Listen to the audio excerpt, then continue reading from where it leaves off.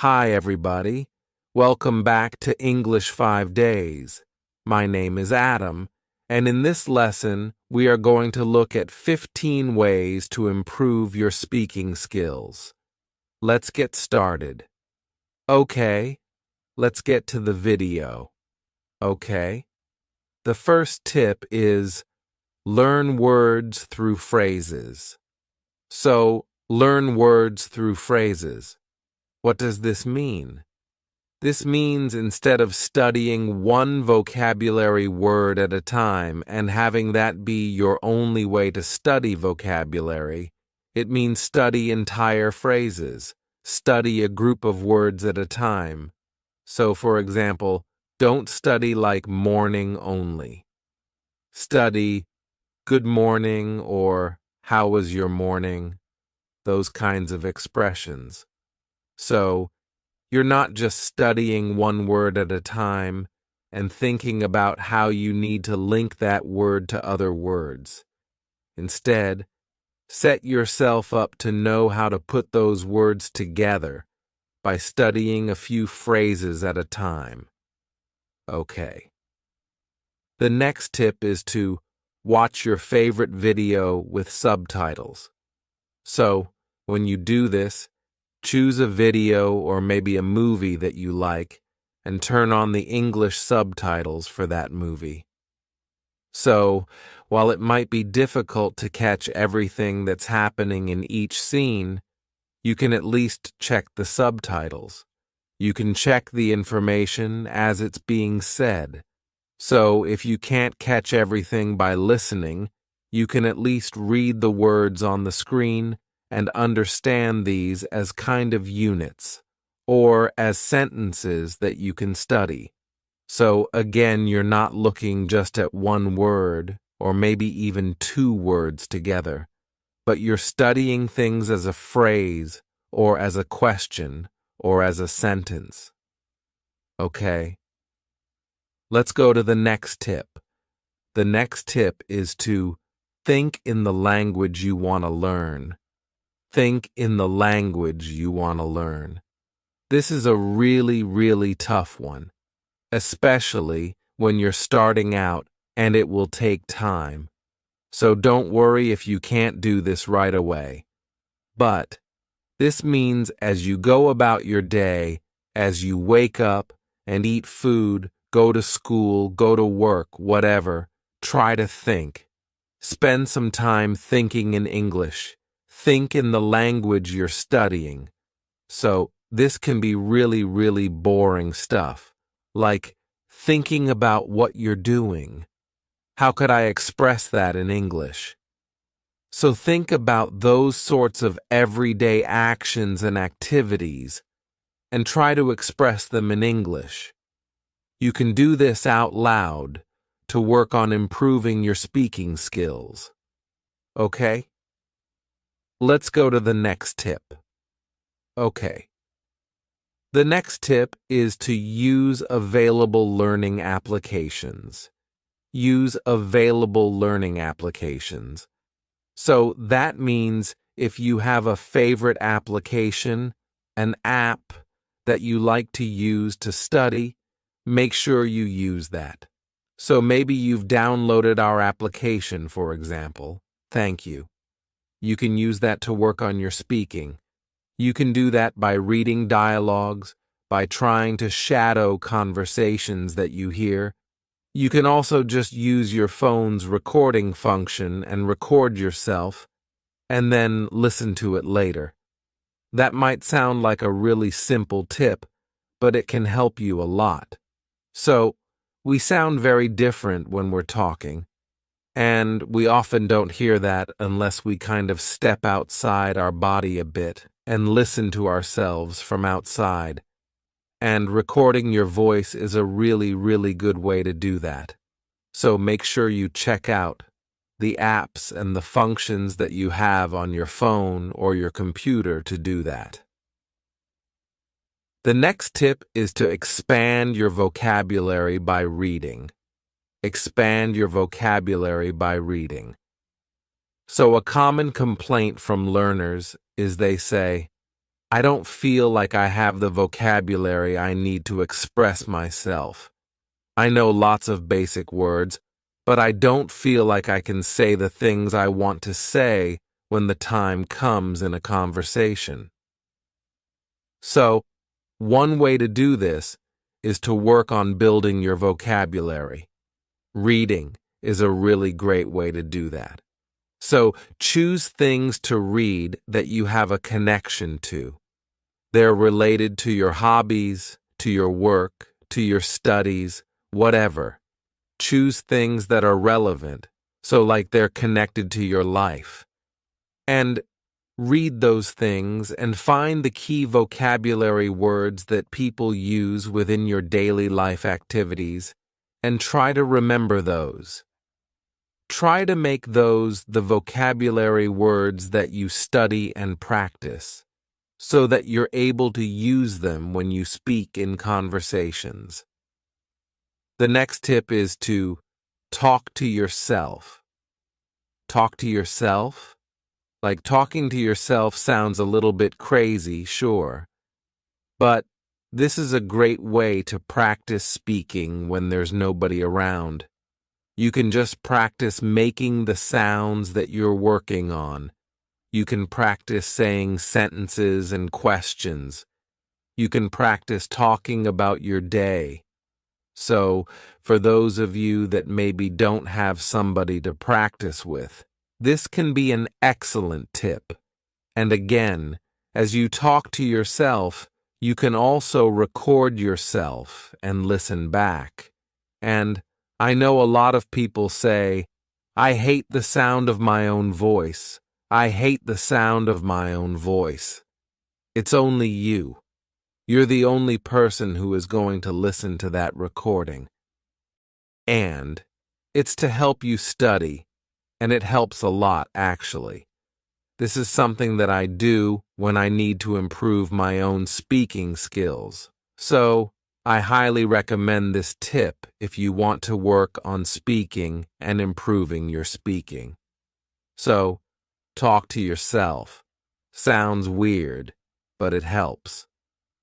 Okay, next tip is to listen to recordings and repeat. Listen to recordings and repeat.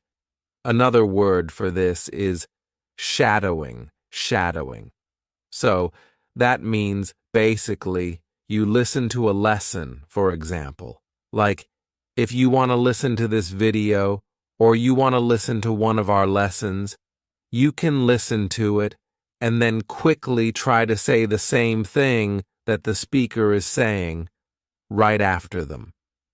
So, if you're using this video, for example, it just means you try to repeat the same things I say now in just a moment.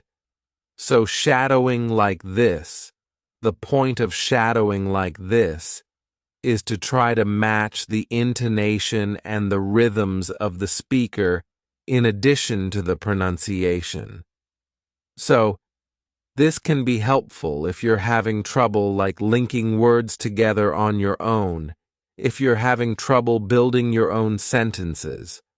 By shadowing after a native speaker, you can kind of get a better feel sometimes for the rhythm of how a language is supposed to sound and how you can produce that language yourself. The next step is to prepare for daily routine situations. Prepare for daily routine situations. So that means like think about your day and think about the things you need to say in your day and how you would express those things in English. So for example, when you greet your coworkers or you greet your fellow classmates or whatever, how do you greet them? How would you greet them in English? Prepare something for that. Or, when you want to ask about dinner, how would you ask for dinner in English? So, think about these things you know you're going to do in your day and just prepare them ahead of time. It will save you time, and it will also make the other person feel more comfortable, right? Because they'll be ready for a natural question. The next tip is to try to practice your speaking with a native speaker. Try to practice your speaking with a native speaker. This is challenging for many people, I know, because they don't have a native speaker in their community, or they don't have a native speaker to connect with online. It might take some time to find that person, but this is, of course, a hugely important thing to do. So, a native speaker does not mean a teacher. So just because a person is a native speaker does not mean that they are a teacher. In fact, most native speakers probably don't know all of the rules of grammar, and they're not prepared to answer all of your questions, which is fine. But a native speaker does know what feels and sounds natural. So they can help you to make more natural choices with your speaking. They can also help you to address any questions that you might have about pronunciation, or maybe like vocabulary choices within a specific region. So, it's important to remember that not every native speaker is a perfect speaker, but they can help you a lot in helping you sound more natural. The next tip is know your audience. Know your audience. So, what does this mean? To know your audience means to think about the person to whom you are speaking. So, that means don't just think about you, think about the other person.